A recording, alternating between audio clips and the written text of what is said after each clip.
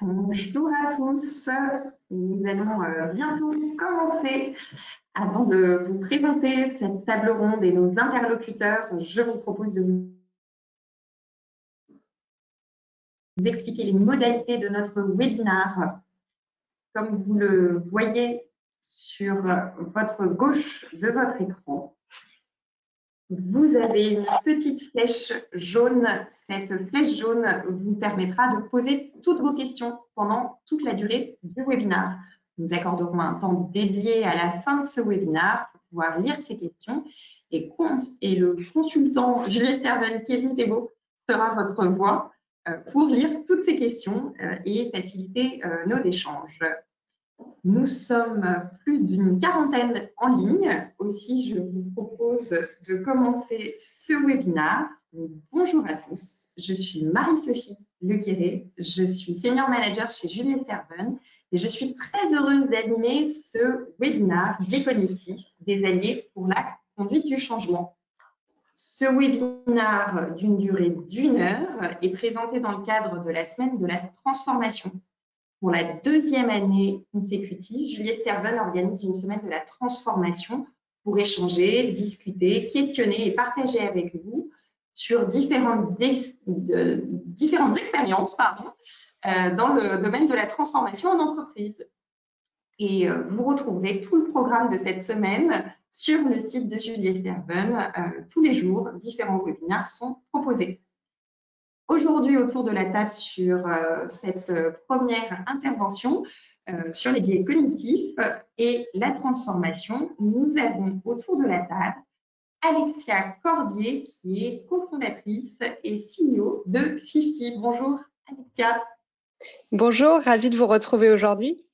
Donc, Alexia Cordier, cofondatrice de 50, comme l'a dit Marie-Sophie. Ce que nous faisons, c'est que nous résolvons le problème du passage à l'action dans les transformations et les formations. Et l'on fait ça en associant le thème d'aujourd'hui, donc les sciences comportementales, avec le digital et notamment l'intelligence artificielle. Donc, quelques mots sur la société. Ça fait 4 ans qu'on accompagne des grands groupes comme Vallourec, la BPCE, L'Oréal. On est très heureux d'avoir été classé numéro 1 des solutions digitales de formation en 2020 en France. Et puis, on compte parmi nos investisseurs et board members qui chapeautent donc la recherche chez 50, quelqu'un que vous connaissez peut-être si vous vous intéressez au sujet, qui est Olivier Siboni. Merci beaucoup Alexia. Alors, pour débattre avec toi aujourd'hui autour de cette table, nous avons également Mélanie Paillou. Mélanie, qui est docteur en psychologie cognitive et chargée de projet au sein de la RSE de Performance. Bonjour Mélanie, je te propose également de te présenter. Bonjour Marie-Sophie, bonjour à tous. Donc, effectivement, je suis Mélanie Paillou, je suis docteur en psychologie cognitive et chargée de projet de recherche sur l'ensemble des projets qui portent sur le cognitif au sein de Performance. Alors, également quelques mots sur Performance. Performance, c'est le spécialiste des soft skills, les savoir-être en milieu professionnel. Et donc, depuis plus de 30 ans maintenant, nous concevons des solutions d'évaluation des soft skills qui nous permettent d'accompagner les professionnels RH sur leurs problématiques de recrutement, de gestion des compétences et également sur le développement individuel et collectif. Merci beaucoup Mélanie. Enfin, pour finir ce tour de table, j'ai le plaisir d'accueillir également avec nous Erwan Besco, manager en conduite du changement chez Julie Sterven. Erwan, même exercice pour toi, je te laisse te présenter à nos interlocuteurs. Bonjour à tous, très heureux d'être parmi vous aujourd'hui. Donc effectivement, Erwan Besco, je suis manager en conduite du changement chez Julie Sterven et je fais partie des chanceux qui réfléchissent à l'utilisation des biais cognitifs dans la conduite du changement en interne chez Julie Sterven. Alors pour ceux qui ne nous connaissent pas, je vais prêter également à l'exercice de la présentation de Julie Sterven. Donc c'est un groupe qui est né de la fusion de Bernard Julier et du groupe Sterven en 2016. Nous sommes 450 collaborateurs et avons un chiffre d'affaires d'un peu plus de 65 millions d'euros. Et nous travaillons sur la transformation des organisations avec une promesse forte qui est que l'on peut réussir ces transformations en ayant un double regard à la fois business et people. Merci beaucoup, Erwan. Alors, on a fini notre tour de table et nous avons 40 minutes pour échanger tous ensemble sur ce vaste sujet que sont les biais cognitifs et la conduite du changement. Je le répète pour ceux qui viennent de se connecter, sur votre droite, vous avez la possibilité de cliquer sur une petite flèche jaune qui vous permettra d'accéder à l'espace pour poser toutes vos questions. On y attribuera à la fin de ce webinaire un temps pour lire vos questions. Kevin Thébault en ligne sera votre voix pour poser toutes vos questions. Et donc, pour commencer ce webinaire, j'aurais une première question pour Mélanie. Mélanie, puisqu'on parle de biais cognitif, peux-tu nous en dire plus? Qu'est-ce que c'est qu'un biais cognitif? Oui, Marie-Sophie, merci. Pour commencer, je vais me permettre de commencer finalement par la base et tenter de mettre un peu de sens sur ce qu'est le cognitif avant de pouvoir vous expliquer concrètement c'est quoi les biais cognitifs. Donc le cognitif, c'est quoi? C'est finalement dans la vie de tous les jours, on effectue tous des tâches, on va tous traiter de l'information, des informations qui vont être d'une complexité différente, et ça va impliquer finalement de percevoir, d'apprendre, de penser, mais aussi de se souvenir. Et finalement, toutes ces actions, elles sont régies par des aptitudes cognitives communes à tout être humain. Donc on va parler de la perception, on va parler des capacités d'apprentissage, on va parler du langage, du raisonnement, de la résolution de problèmes, mais aussi des capacités mnésiques, la mémoire et l'attention. Et donc, en fait, ce qu'il est important de retenir, c'est que toutes ces aptitudes, elles sont liées les unes aux autres. Donc, par exemple, on ne pourrait pas parler si notre vocabulaire ou si, par exemple, nos règles grammaticales n'étaient pas stockées en mémoire. Donc ça, c'est pour remettre un peu le cognitif au centre des biais. À partir de là, en fait, la notion de biais cognitif, elle apparaît en fait dans les années 70 avec Daniel Kahneman. Il obtient d'ailleurs, mais peut-être vous le savez déjà, hein, il obtient d'ailleurs en 2002 le prix Nobel d'économie pour ses travaux sur le jugement et la prise de décision. Et ce sont d'ailleurs ces travaux qui fondent les liens entre la recherche académique, le monde de l'entreprise et les biais. Et donc, ce qu'il faut maintenant savoir, c'est que notre cerveau, pourtant bien câblé, nous conduit à des erreurs de jugement. Et donc, on peut attribuer ces erreurs aux biais cognitifs. Mais ces biais cognitifs, ce ne sont pas de simples erreurs. Parce que lorsque l'on a à traiter une information, celle-ci, elle atteint notre système cognitif. Et notre système, il est empreint de toutes nos connaissances, nos croyances, nos expériences. Et tous ces éléments-là, ils vont influencer ou non, on émet une hypothèse, hein, ils vont influencer ou non le traitement de cette information.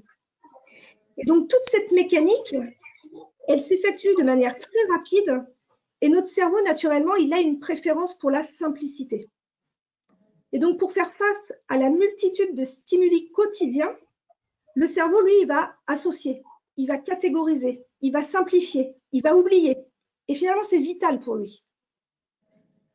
Alors, on peut classifier ces biais cognitifs. Ils sont nombreux, hein. On en dénombre pas loin de 200 maintenant. Et donc, on peut les classifier selon 4 catégories.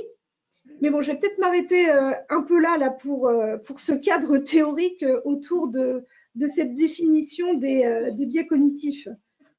Merci beaucoup, Mélanie, effectivement, pour cette définition. C'est déjà plus clair pour moi, mais j'avoue que je suis un peu béotienne sur le sujet. Donc, est-ce que tu aurais des exemples de situations qui traduisent des biais cognitifs? Oui, bien sûr. Alors, je vais tenter de reprendre finalement ma catégorisation, là, mes 4 catégories de biais, et je vais essayer d'étayer chaque catégorie par un exemple. Alors, première catégorie, ça renvoie à l'ensemble des biais qui peuvent apparaître lorsque nous avons à traiter trop d'informations relativement aux ressources dont nous disposons. C'est le cas, par exemple, avec le biais appelé l'effet de l'humour. Et ce biais, il est hyper connu des publicitaires dont l'objectif, finalement, est de nous faire retenir leurs produits parmi une myriade d'autres publicités. Et en fait, ce qui se passe, c'est qu'on va nécessairement mieux mémoriser une information quand elle est présentée sous le ton de l'humour. Deuxième catégorie de biais, ça va être les biais qui apparaissent quand il y a un manque de sens ou lorsqu'il y a un vide de connaissance. Et là, c'est typiquement là qu'on va retrouver le biais appelé comme par exemple le biais de la fixité fonctionnelle. La fixité fonctionnelle, c'est par exemple ne pas réussir à attribuer un autre usage à des objets. Et donc du coup, ce biais de fixité fonctionnelle, c'est clairement l'ennemi de la créativité. La fixité fonctionnelle, elle nous empêche de voir des solutions alternatives parce qu'en fait, on va rester bloqué sur nos process, sur l'usage et les fonctions que remplissent certains objets. Et tout ça, ça rend finalement la résolution de problèmes bien plus difficile. Et donc, ce qu'on peut constater aussi, c'est que les recherches montrent que la fixité fonctionnelle, ça reste l'un des obstacles les plus importants à l'innovation au sein des grandes organisations. Alors, troisième catégorie de biais, ça renvoie à notre besoin d'agir vite. Ça nous conduit alors à faire malheureusement de nombreuses erreurs de jugement. On retrouve dans ces biais l'effet IKEA, par exemple, mais peut-être qu'on en reparlera tout à l'heure, je crois. Enfin, la dernière catégorie de biais est directement en lien avec les limites de notre système mnésique, donc avec notre mémoire. On y trouve par exemple l'effet Google. L'effet Google, ça se traduit par la tendance à oublier plus facilement des informations qui sont normalement facilement accessibles. C'est-à-dire qu'on va pouvoir retrouver facilement ces informations sur Internet via les moteurs de recherche. Et donc, on va préférer cette ressource plutôt que de les retenir. A contrario, du coup, on se souvient davantage de la façon dont on peut retrouver ces informations. Alors donc voilà en gros quelques exemples que l'on peut tirer de ces 4 catégories de biais. Je voudrais ajouter une toute petite dernière chose, c'est le contexte. Les biais cognitifs, c'est humain, on en est tous victimes au quotidien, mais maintenant il faut être conscient qu'il existe des situations, des contextes dans lesquels l'apparition des biais, elle est complètement exacerbée. Et donc les biais sont particulièrement virulents dans des situations complexes, pleines de risques ou teintées d'incertitude, et dans les situations qui sont susceptibles de nuire, menacer les bénéfices du lien social, ou encore dans toutes les situations à enjeu de pouvoir. Donc voilà un peu, d'un point de vue social, dans quel contexte les biais sont vraiment exacerbés.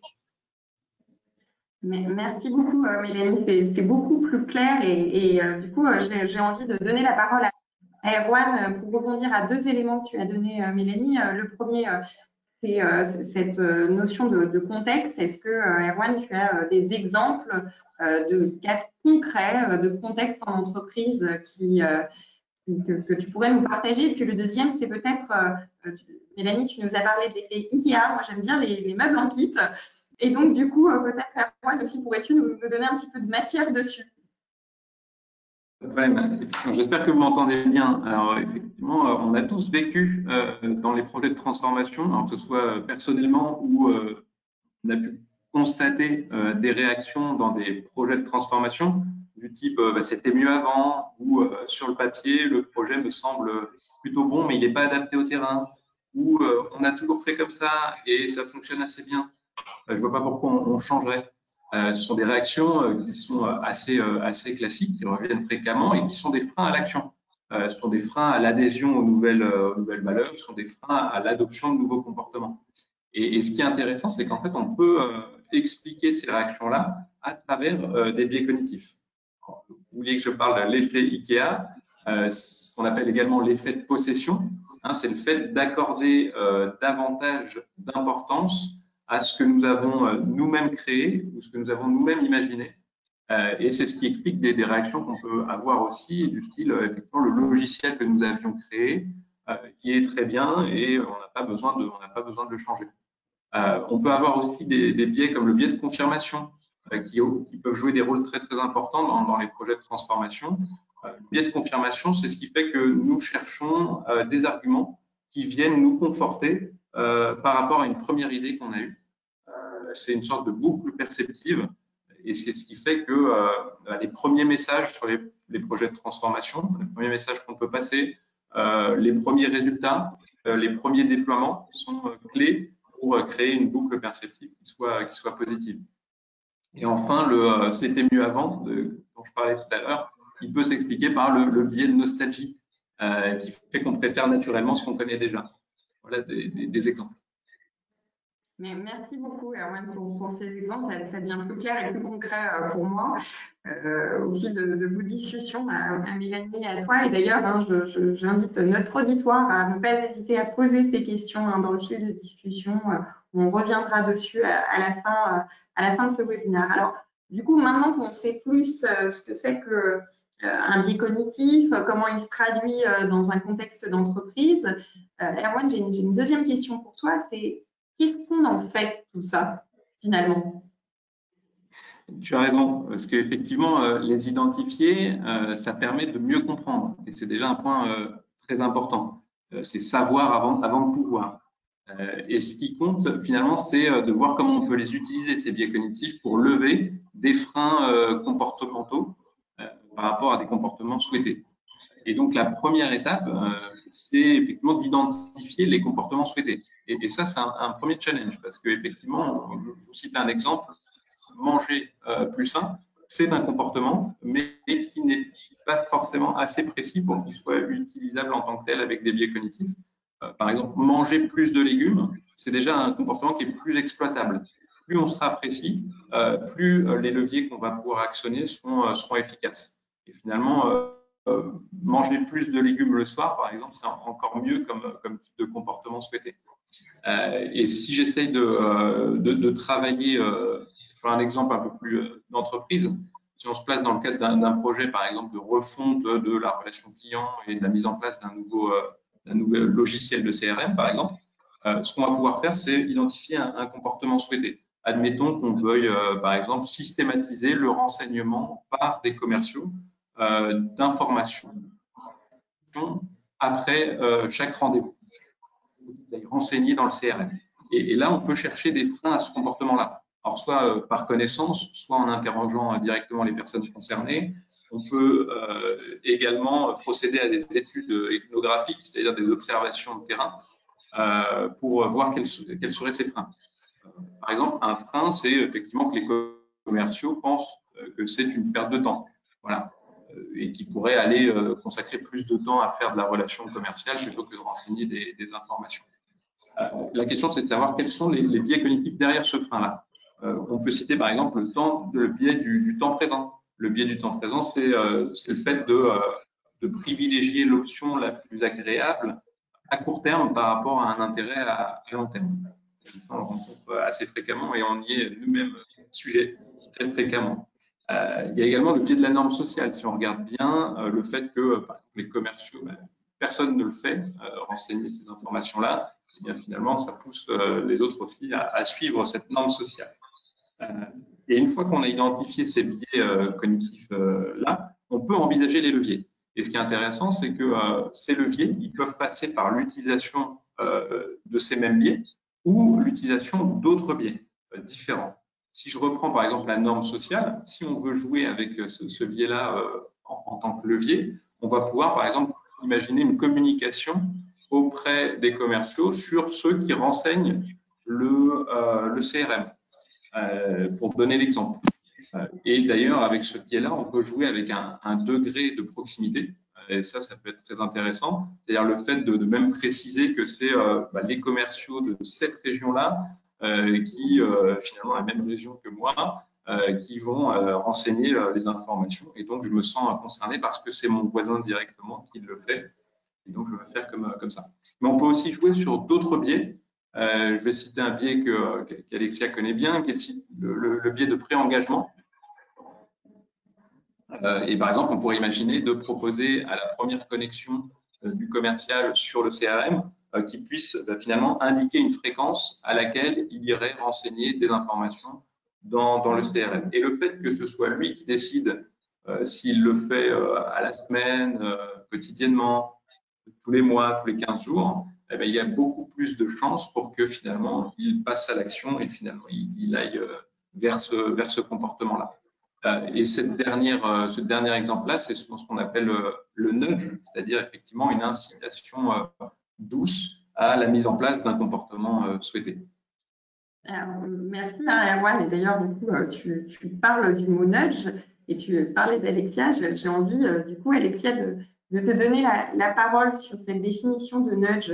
Ça fait un peu peur, peut-être même surtout en France. Est-ce que ça peut pas être assimilé à de la manipulation, les nudges? Tout à fait d'accord, ça peut faire un peu peur et puis on entend quelquefois tout et n'importe quoi à propos du nudge. Je trouve ça bien en effet de revenir à la définition. Notre définition chez 50, c'est un nudge, ce sont tous les mécanismes qui aident un individu à passer de l'intention à l'action en s'appuyant sur un ou plusieurs biais cognitifs. Et il y a deux choses importantes dans cette définition. La première chose importante, c'est le mot aider un individu à passer d'une intention à l'action. Bref, c'est le mot intention. C'est-à-dire que le nudge est là, pas pour informer, ça je pense que vous l'avez compris étant donné qu'on est sur un comportement et qu'il y a des biais, mais pas pour convaincre non plus. On n'est pas là pour créer de la motivation.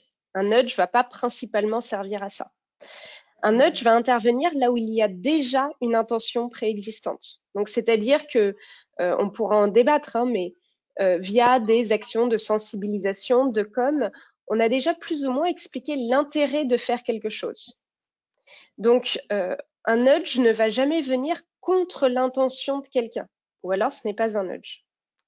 Et puis, la deuxième partie importante, c'est cette notion de s'appuyer sur un ou plusieurs biais cognitifs. Moi, j'entends quelquefois telle chose est un nudge, on utilise le nudge. Et quand je creuse un peu pour savoir, ah, mais c'est intéressant, et du coup, quel biais est-ce que ça essaye de mitiger? Quel biais ça utilise? Est-ce que c'est le même? Est-ce que c'est indifférent, comme l'a expliqué Erwan? Il n'y a pas du tout cette réflexion-là derrière. Donc, c'est pour ça que tout n'est pas nudge. Est-ce qu'il y a bien une intention préexistante? C'est une vraie réflexion scientifique. Sinon, tout simplement, ça ne va pas marcher quand on va le mesurer.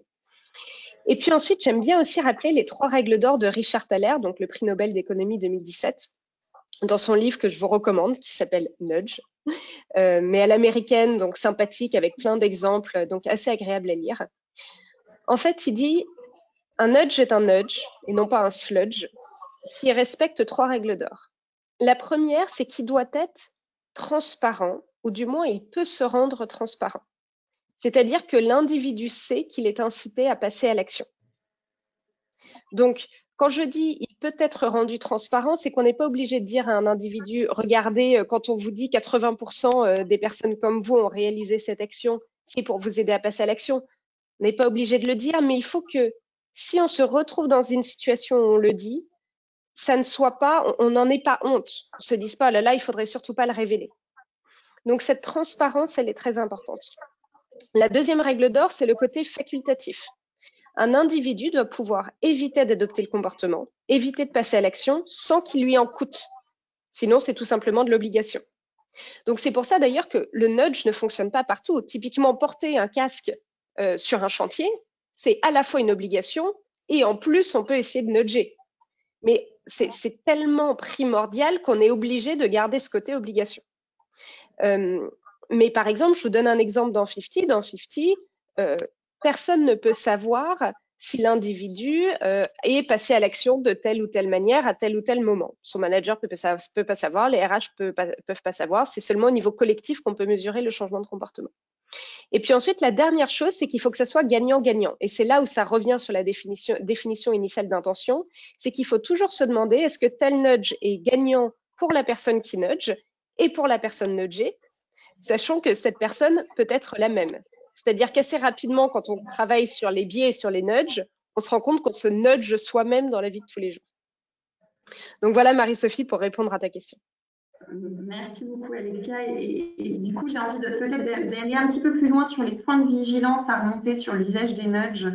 Je ne sais pas si l'un de vous veut prendre la parole sur ces points de vigilance. Peut-être, je me permets de commencer. Effectivement, par rapport à ce que vient de dire Alexia, c'est très important de pouvoir respecter ces 3 règles-là et donc d'anticiper aussi les réactions qu'on peut avoir par rapport à ça. C'est-à-dire qu'effectivement, il est important pour nous, comme de point de vigilance, de bien anticiper les réactions potentielles des collaborateurs si on met en place un nudge. et de finalement de pouvoir anticiper s'ils auront des réactions un peu défensives sur le sujet, et donc de faire preuve aussi de transparence, de pouvoir communiquer sur ces sujets-là, et aussi de pouvoir avoir une réflexion profonde sur ce qui va pouvoir être leur réaction. Et après, deuxième point de vigilance, mais je laisserai peut-être Alexia compléter aussi, c'est le fait que les nudges ne répondent pas à toutes les problématiques qu'on peut rencontrer. Un grand projet de transformation, c'est très complexe, c'est très prenant. On ne pourra pas répondre à toutes les problématiques à travers l'utilisation des nudges. Comme on l'a vu tout à l'heure, ça répond à des comportements assez précis sur lesquels on va pouvoir finalement actionner des leviers. Mais on ne réglera pas des problématiques très profondes qu'avec l'utilisation de nudges.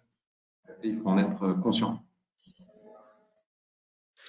Je vais peut-être rebondir sur ton premier point, Erwan. En effet, sur comment on communique aux collaborateurs.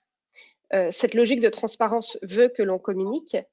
Je trouve aussi qu'ils sont toujours intéressés à comprendre pourquoi est-ce que c'est si difficile de passer à l'action. Parce qu'ils s'en rendent bien compte tout seuls. Ils ont eu des super ateliers, des super communications sur tel ou tel sujet, mais pourtant c'est dur à faire dans le quotidien. Généralement, ça les intéresse de comprendre que c'est normal et qu'il y a des manières d'aller au-delà de ça.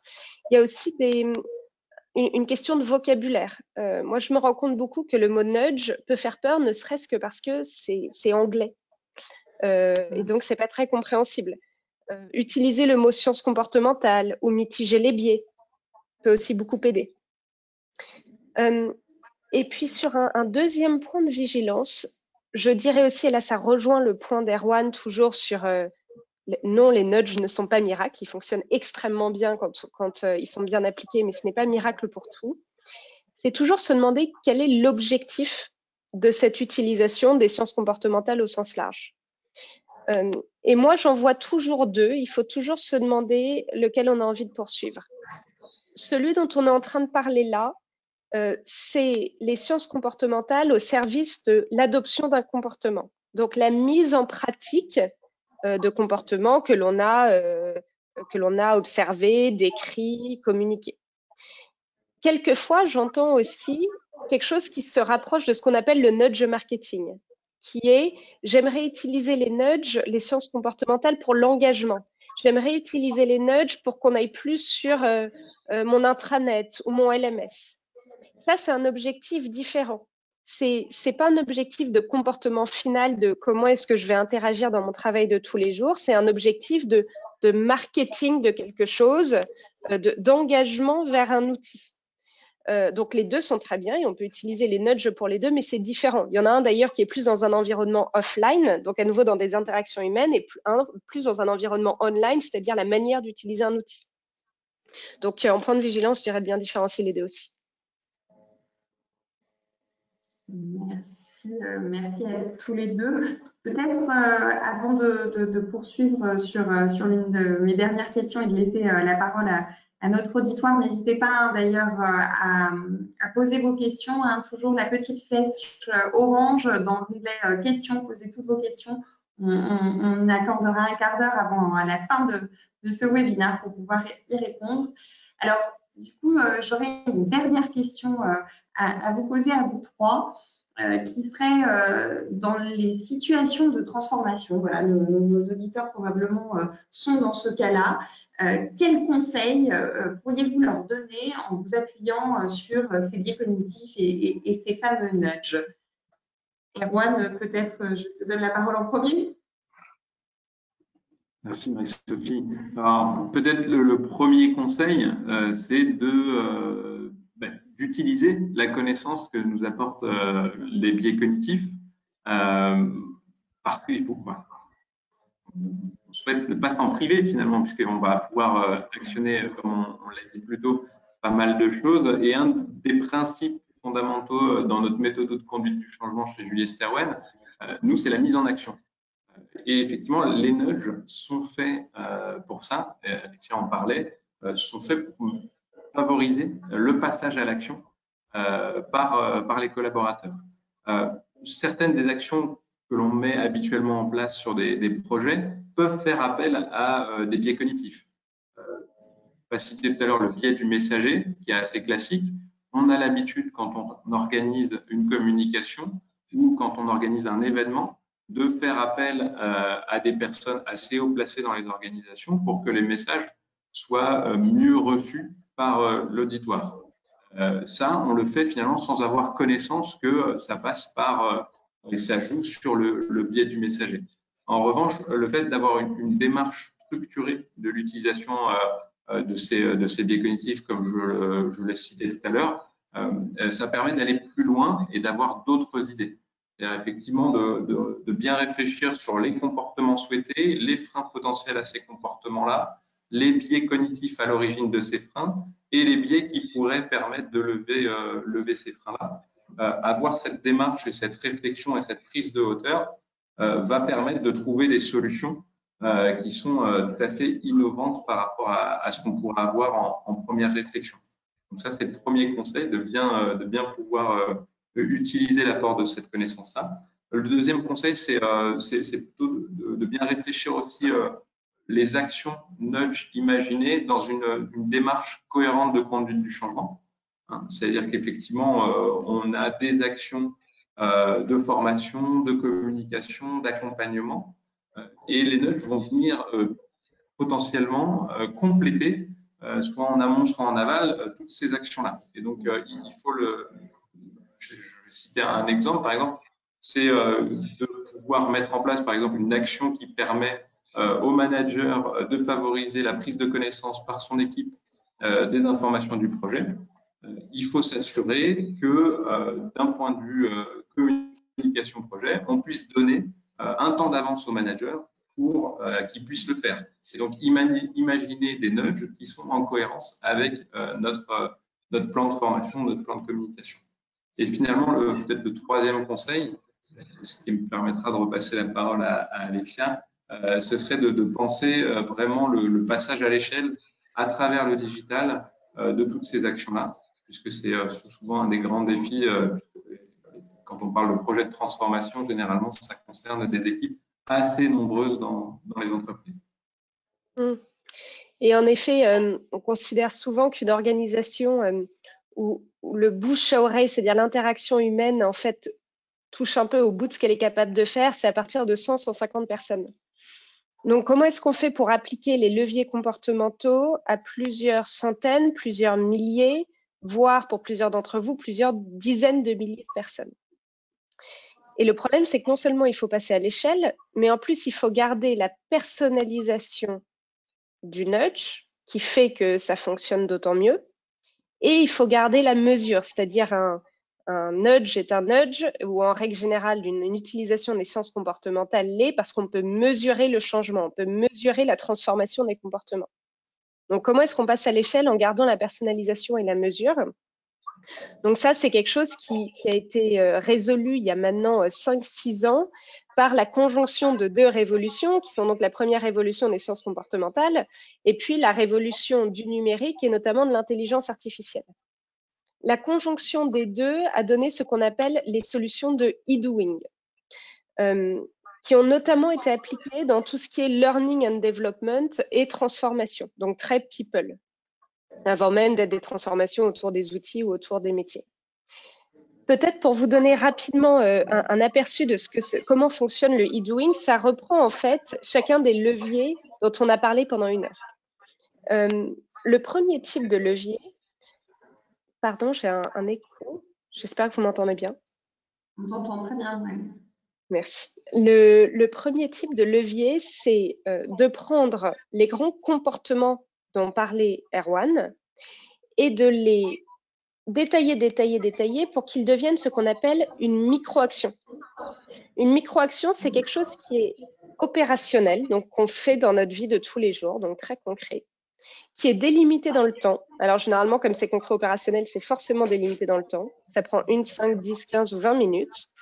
Et puis c'est mesurable, on sait si on l'a fait ou pas.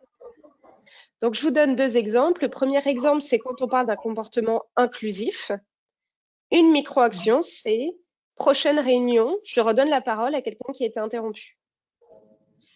Quand on parle, par exemple, de prise de décision, plus rapide notamment, une micro-action, ça peut être dans l'agenda de ma prochaine réunion, je détermine, voire même je communique quel sujet est pour décision ou pour discussion. Il n'y a pas de problème à ce que les sujets soient pour discussion, mais il faut être clair sur ce qui est quoi. Donc, dans les deux cas, vous voyez, ça prend littéralement 1 minute. C'est quelque chose qu'on fait dans notre travail de tous les jours et on sait si on l'a fait ou pas. Et, cerise sur le gâteau, on peut le répéter pour développer une habitude. Donc, cette partie de la micro-action, elle est essentielle. Maintenant, une micro-action, c'est bien pour commencer à passer à l'action, c'est pas suffisant. Donc, c'est là où la solution numérique en elle-même prend le relais, en permettant deux choses. D'abord, en permettant de recommander les micro-actions de façon individualisée au sein d'un thème donné. Donc, si on est tous en train d'essayer de passer à l'action sur des postures, par exemple, plus agiles, on va avoir certes un même vivier de micro-actions, mais on ne va pas se faire recommander les mêmes et encore moins au même moment. Ça va dépendre de notre profil et ça va dépendre aussi de ce qu'on décide d'accepter ou pas comme micro-action, ce qu'on arrive à réaliser ou pas. La deuxième chose que va permettre la solution, c'est la digitalisation de tous les nudges dont on a parlé tout à l'heure. Erwan, je crois que tu as parlé rapidement du biais du temps présent. Donc, on préfère faire quelque chose qui nous paraît agréable maintenant plutôt que quelque chose qui est un peu plus embêtant. Dans ce cas-là, ce que l'on peut faire pour éviter que ça nous arrive après-demain, c'est ce qu'on appelle une implémentation d'intention. En fait, c'est un bien grand mot pour planifier quelque chose. Se dire, bon, bah, après-demain, je vais courir 1 demi-heure dans un contexte personnel, ou alors je vais écrire ma biographie dans un contexte de marketing de soins. À quoi ça sert? Ça veut dire que tant qu'on a pris un engagement pour après-demain, le jour même, ça va mitiger le biais du temps présent, étant donné que sinon, on sera en dissonance cognitive par rapport à qui on était 48 heures avant. Donc, si dès que j'accepte une micro-action dans une solution de e-doing, on me demande « Ah tiens, quand est-ce que vous voulez la faire exactement ?» ça va augmenter de 45% la probabilité qu'effectivement, je réalise cette micro-action. Bon, il y a plein d'autres fonctionnalités comme ça, mais je vois qu'il est déjà 37, donc je ne vais pas m'étendre sur le sujet. Et puis ensuite, il y a un dernier point qui est la mesure. C'est-à-dire dans les solutions de e-doing, les collaborateurs, à nouveau à l'échelle, c'est là où c'est intéressant, peuvent accepter ou pas des micro-actions et puis ensuite peuvent dire est-ce que j'ai réussi ou pas réussi. Donc eux, ça leur permet d'avoir un sentiment d'efficacité parce qu'ils peuvent voir tout ce qu'ils ont réussi à mettre en place sur un comportement donné, plutôt que ce soit un peu flou. Et puis, au niveau collectif, on arrive à voir l'ensemble des micro-actions réalisées sur tel sujet, plutôt ce type de micro-action ou ce type de micro-action dans telle région du monde, etc. Avec un point très important dont j'ai parlé tout à l'heure avec les règles d'or, on ne peut jamais savoir au niveau individuel qui a fait quoi. Sinon, on se sentirait tous ici, en tant qu'utilisateurs, obligés de dire oui, oui, j'ai accepté, j'ai fait, ce qui ne développe absolument pas une compétence. Ça fonctionne à partir de personnes qui ont un profil similaire et qui créent un segment. Donc voilà sur l'explication de ce que c'est que le e-doing, c'est-à-dire comment est-ce qu'on peut digitaliser tous les leviers dont on parlait. Et j'espère, Marie-Sophie, que ça a répondu à la question sur quelques points supplémentaires. Merci beaucoup, Alexia. Mélanie, même question de ton côté. Quels seraient les conseils en cas de situation de transformation? Alors Marie-Sophie, par rapport à cette question, peut-être pas un conseil, mais plus une remarque, une observation là comme ça. En fait, l'existence des biais cognitifs sur le plan humain, c'est finalement à la fois une bonne et une mauvaise nouvelle. La bonne nouvelle, c'est que sur le plan humain, ça va permettre notre survie cérébrale. Sans eux, en fait, on serait sans cesse en surchauffe. Et du coup, c'est aussi une bonne nouvelle car en fait, ça ouvre le champ des possibles. Ça ouvre une infinie de possibilités. De l'autre côté, la mauvaise nouvelle, elle est vraiment pour pour les individus qui sont sans cesse dans la maîtrise, pour les individus qui veulent pas finalement lâcher prise et qui voudraient prendre des décisions avec une objectivité totale, dénuée de biais. Là, c'est une mauvaise nouvelle pour eux parce que finalement, les biais, on ne peut pas s'en prémunir à 100%, c'est clairement impossible. Les biais sont naturels chez l'être humain et c'est comme ça. Donc au fond, finalement, en attendant une augmentation de nos capacités cognitives ou alors une hybridation de l'homme avec les machines, il y a quand même certaines petites attitudes qui pourraient être des pare-feux et limiter quand même un petit peu, ou du moins réduire le temps d'apparition des biais. C'est finalement la connaissance de soi, l'humilité, l'esprit critique et puis la collaboration. Voilà, Marie-Sophie, ce que je pourrais dire comme petite remarque là à chaud sur la fin. Merci beaucoup, Mélanie. Alors, je vois que nous avons des questions sur notre fil de questions. N'hésitez pas d'ailleurs à poursuivre vos questions sur le fil. Kevin, tu es toujours en ligne avec nous. Peux-tu du coup faire la voix? Merci, Kevin, de ces questions. Oui, merci Marie-Sophie. On a plusieurs questions qui nous ont été posées dans l'onglet qui est disponible à tous. Donc, je vous invite aussi à poser les vôtres. On a une question de Leïla. D'ailleurs, une question qui est un peu deux en un et je propose à Erwan d'y répondre. Tout d'abord, Erwan, est-ce que tu peux nous dire ce qu'est un CRM et aussi peut-être pour répondre à la deuxième question de Leïla, nous donner des exemples concrets de nudge?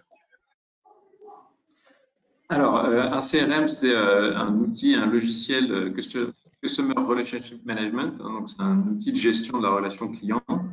C'est vrai que j'avais pris cet exemple-là, j'aurais pu le préciser. Et pour donner des exemples, je pense qu'on en a donné quelques-uns, plusieurs. On a essayé d'être assez concret. Je redonne peut-être un autre qui est intéressant. On a pu, par exemple, jouer sur l'invitation de personnes à un événement. Et la plupart du temps, on va inviter ces personnes-là à participer à l'événement. Et donc, on va leur envoyer une invitation en leur demandant de s'inscrire un peu comme vous avez pu le faire pour ce webinaire. Et on a essayé de nudger un petit peu cette communication et cette façon de faire en inscrivant les participants au webinaire. On les connaissait, donc on leur a dit qu'on les avait inscrits directement et qu'il fallait nous dire s'ils n'étaient pas disponibles ou s'ils ne souhaitaient pas participer. C'est ce qu'on appelle, enfin, on a joué sur le biais de cadrage, donc la façon dont on présente les choses. Et pour le coup, il est beaucoup plus difficile pour n'importe qui de dire non que d'aller faire une action pour accepter. Et donc, ça a pu augmenter assez radicalement le taux de participants par rapport à des événements similaires qu'on avait pu organiser par le passé. Et là, ça rejoint ce que disait Alexia, c'est-à-dire effectivement le fait de pouvoir mesurer l'impact de ces actions-là. Donc, nous, on avait mesuré le taux de participation et le taux de réponse qui était beaucoup plus élevé que ce qu'on avait pu faire habituellement. Donc, voilà pour un autre exemple, on pourrait les multiplier, mais on était un autre. Merci Erwan. On a une autre question de Laetitia. Laetitia qui nous demande si on peut expliquer la notion de sludge qui a été introduite par Alexia et du coup qui nous demande si on ne l'a pas forcément indiqué peut-être par rapport à un biais de connaissance. Et du coup, je vais te donner la parole à Alexia pour peut-être que tu nous expliques un peu plus en détail ce que c'est que le sludge. Avec plaisir. En fait, le sludge, c'est quelque chose qui se dit nudge alors que ce n'est pas le cas. Autrement dit, c'est pas le cas, soit parce que on n'est pas très clair sur le biais cognitif que ça utilise. Donc, on dit que c'est du nudge, mais plus pour se faire plaisir que pour autre chose, que parce qu'il y a une démarche scientifique éprouvée. Et la deuxième raison pour laquelle un nudge peut être un sludge, c'est s'il ne répond pas aux 3 règles d'or que sont la transparence, le côté facultatif et le côté gagnant-gagnant. Et c'est là où il faut faire attention. Si un nudge ne répond pas à ces 3 règles d'or, il faut arrêter d'appeler ça nudge. C'est comme ça qu'ensuite, on peut voir des articles dans les médias qui disent « Oh là là, mais est-ce que le nudge, ça apparente à de la manipulation ?» Mais en fait, quand c'est le cas, c'est que ça ne respecte pas les 3 règles d'or et ça ne s'appelle pas du nudge. Donc, c'est là où on lui donne le petit nom de sludge ou de dark nudge. C'est pas très intéressant, c'est plus pour l'anecdote. Ce qui est important de retenir, c'est voilà, ces définitions et ces règles d'or. J'espère que ça répond à la question. Merci Alexia. On a une autre question de Jean-Yves, très liée à l'actualité aujourd'hui. Voilà, Il nous demande face au passage en flex office, comment est-ce qu'on peut gérer les biais cognitifs efficacement? Mélanie, est-ce que tu peux nous en dire un peu plus sur le sujet? Oui. Alors Jean-Yves, en fait, moi à date, j'ai pas de données de la littérature scientifique qui me permettrait de vous répondre sur l'impact du flex office sur la façon de gérer ou non les biais cognitifs. Les biais cognitifs, ils sont existants, ils sont naturels et quelles que soient finalement les situations qu'on travaille en distanciel, que l'on travaille au bureau, ça n'a pas, à mon sens, d'impact. En soi, donc finalement, c'est ce que je disais en tout début de webinaire, vraiment les situations qui vont exacerber l'apparition de ces biais, ce sont les situations dites extrêmes où il y a des forts enjeux, où il y a des risques, de l'incertitude. Mais en soi, juste la modalité présentielle distancielle, à mon sens, ça n'a pas d'impact sur les biais cognitifs. D'accord, merci Mélanie. Autre question que l'on a du coup de Nathalie. Nathalie qui nous parle de la formation et qui nous demande justement, voilà, en formation, on a souvent tendance à vouloir encourager les réflexes comportementaux grâce à l'entraînement. Est-ce que c'est possible dans l'accompagnement au changement d'introduire donc peut-être ces notions de biais, de nudge pour faciliter l'acquisition de réflexes? Je peux prendre si vous voulez. Ok, allez. Pardon, sauf si Erwan, non, c'est bon, je prends. Suite à la formation, c'est vrai qu'on a des exemples voilà, de ce qu'on a pu faire avec 50, donc je pense que c'est intéressant que tu puisses développer. Donc déjà, est-ce possible dans l'accompagnement au changement? Je pense même que c'est le but de l'accompagnement au changement, c'est cette mise en action et la création d'habitudes par l'entraînement. J'ai plein de choses à dire là-dessus.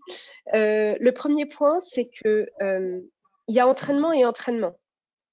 Parce qu'aujourd'hui, on a plein de super outils, par exemple, autour de la réalité virtuelle. Et il y a aussi quelque chose que les formations présentielles utilisent depuis longtemps, c'est la mise en situation. Donc, on se met dans une situation de négociation. Ou alors, on met un casque de réalité virtuelle et puis on fait semblant de présenter face à un large public. C'est super parce que ça permet de ressentir des émotions et donc de mieux comprendre le concept. Mais attention, c'est pas du vrai entraînement en situation de travail. Chacun sait, je pense, je peux vous donner deux exemples. Le premier exemple, c'est pas parce que je me suis entraînée virtuellement à courir, à faire du golf, pardon, sur mon PC que je sais faire du golf dans la vraie vie. C'est pas parce que je me suis entraînée à faire une négo en formation qu'ensuite, quand je me retrouverai face à un client, je y arriverai. Donc, il y a une différence entre ces deux types d'entraînement qui sont complémentaires. La deuxième chose que j'aimerais dire là-dessus, c'est qu'il n'y a pas de chiffre magique de répétition. Donc là, Mélanie, n'hésite pas à m'interrompre, c'est toi l'experte.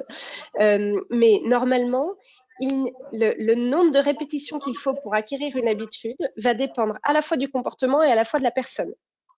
Donc, il y a des personnes qui, sur un comportement donné, vont avoir besoin de le répéter 1500 fois avant que ça devienne une habitude. Et puis, pour un autre comportement, seulement 2 fois. Et puis, vous pouvez combiner ça autant de fois. Donc, tous les 25 fois d'affilée, 60 fois, 90 fois, en fait, c'est seulement des moyennes.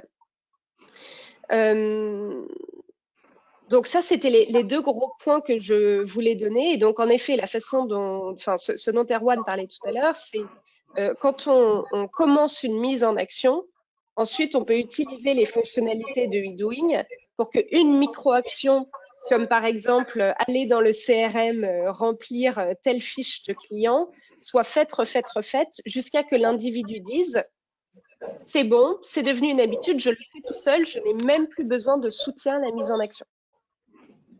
Et il n'y a que l'individu qui peut savoir si c'est devenu une habitude ou pas. Erwan, n'hésite pas à compléter. Alors, je pense qu'on a peut-être d'autres questions, mais pour sur est-ce que c'est applicable aussi plus largement en termes d'accompagnement, la réponse est oui. Et encore une fois, il faut raisonner par rapport à des comportements souhaités. Et après, en termes d'action peut-être déjà mise en œuvre, on a pas mal d'exemples sur aussi la partie accompagnement, notamment l'accompagnement par les managers, tout à l'heure, sur la mise en place d'actions pour leurs équipes qui utilisent les biais d'engagement, les biais de science, qui nous permettent de finalement faire en sorte que les messages que l'on souhaite faire passer aux collaborateurs puissent être assurés à travers la mise en place d'habitudes, comme le disait Alexia. Donc oui, c'est tout à fait faisable et c'est même tout l'enjeu de notre réflexion actuellement. Alors, merci beaucoup Erwan, Alexia et Mélanie. Peut-être qu'on peut prendre une dernière question, Kevin. Oui, on a une dernière question donc, de Violette qui nous demande si il existe des ouvrages particuliers ou des articles que vous conseilleriez pour informer sur les biais cognitifs et le nudge. Mélanie, est-ce que tu aurais des exemples dans la bibliographie un peu à donner à Violette? Oui, alors moi, ça va être principalement sur les biais cognitifs et adaptés aussi au management. Peut-être Alexia pourra compléter avec des livres ou des articles sur le nudge. Donc, une petite base, l'ouvrage de Kahneman, tout simplement, hein, une base très sympa à lire. Et puis le deuxième aussi qui est très bien, j'ai aucun placement de produit, hein. Stop aux erreurs de décision. Excellent ouvrage également. Voilà pour des premières lectures sur les biais. Merci Mélanie. Merci. Marie-Sophie, un dernier mot? Écoutez, Alexia, tu ne souhaites pas compléter sur cette partie Celui que j'ai donné tout à l'heure, Nudge, de Richard Thaler, qui est limpide et sympathique à lire. Merci Alexia, merci Mélanie, merci Erwan, merci à tous nos participants de vous être connectés à ce webinaire sur les biais cognitifs et la conduite du changement. J'espère que ça vous a donné l'eau à la bouche pour approfondir ces sujets et bien sûr nos 3 intervenants sont à votre disposition pour poursuivre ces échanges. Nous arrivons à la fin de ce webinaire. Merci à tous pour votre écoute. Comme je vous le disais en introduction, ce webinaire s'inscrit dans la semaine de la transformation organisée par Julie Esterven. Aussi, je vous invite, si ce n'est pas déjà fait, à vous inscrire au prochain webinaire. Et le prochain, en l'occurrence, c'est demain matin à 9 h. Le sujet est transformation culturelle, piste balisée ou hors piste. Donc, demain matin, on vous propose une initiation au ski, finalement. Donc, n'hésitez pas à vous inscrire. Il y a encore des places, bien sûr, disponibles. Et pour ce webinaire de demain matin, nous aurons différents intervenants, professeurs à Sciences Po et directeurs de différents centres de développement. Donc, n'hésitez pas à vous inscrire demain matin pour le prochain webinaire à 9 h. Merci à tous pour votre écoute. N'hésitez pas également à poser des questions à nos intervenants par la suite. Donc, Alexia Cordier de 50, Mélanie Payou de Performance et Erwan Besco de Julie Esterven sur la partie conduite du changement. Merci également à Kevin pour avoir été la voix de nos participants. À très bientôt. Au revoir. Merci. Merci Au revoir. Merci Marie-Sophie, à très bientôt.